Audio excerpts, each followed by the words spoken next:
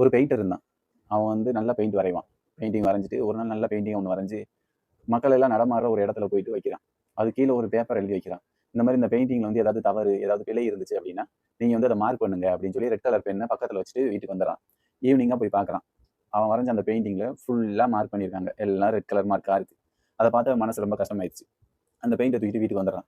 வீட்டுக்கு வந்து பார்த்துட்டு மனசு அந்த கஷ்டத்திலேயே உட்காந்துக்கிட்டு அதுக்கடுத்து அவன் பெயிண்டிங்கே வரையல அழுதுகிட்டே இருக்கான். கொஞ்ச நாளா அப்படியே ரூமுக்குள்ளே இருந்துட்டு அப்படியே கஷ்டத்திலேயே அழுதுகிட்டே இருக்கான். அவங்க அம்மா வந்து கேட்குறாங்க, ஏப்பா என்னாச்சு, நல்லா தானே பெயிண்டிங் வரைகிற, எதுக்காக இப்போ பெயிண்ட் வரைய மாட்டேங்கிற, ஏன் இப்படி உட்காந்து அழுதுட்டு இருக்கிற அப்படின்ட்டு. அப்போ அவன் நடந்ததை சொல்றான். அவங்க அம்மா சொல்றாங்க, இதான் உன் பிரச்சனையா, இப்போ நீ இன்னொரு பெயிண்டிங் வரைஞ்சு அதே இடத்துல போய் மறுபடியும் வை, நான் ஒன்று சொல்றேன், அதை வந்து பேப்பர்ல எழுதி கீழே வச்சிரு அப்படின்னு சொல்றாங்க.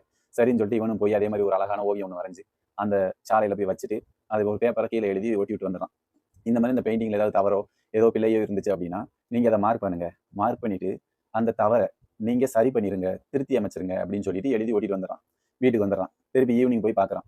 அந்த பெயிண்டிங் அழகா இருக்கு. அவன் வரைஞ்ச மாதிரியே அப்படியே சூப்பரா இருக்கு. யாருமே அதில் மார்க் பண்ணல. இதுல இருந்து என்ன தெரியுது? ஒரு விஷயம் நம்ம பண்றோம் அப்படின்னா அதை வந்து குற்றம் சொல்றதுக்கு, தவறு சொல்றதுக்கு நிறைய பேர் வரிஞ்சு கட்டிக்கிட்டு வருவாங்க. அதை நீங்க பார்த்து சோர்ந்து உங்களோட செயலை வந்து நீங்க நிப்பாட்டிட்டீங்க அப்படின்னா உங்க வாழ்க்கையில உங்களால ஜெயிக்கவே முடியாது.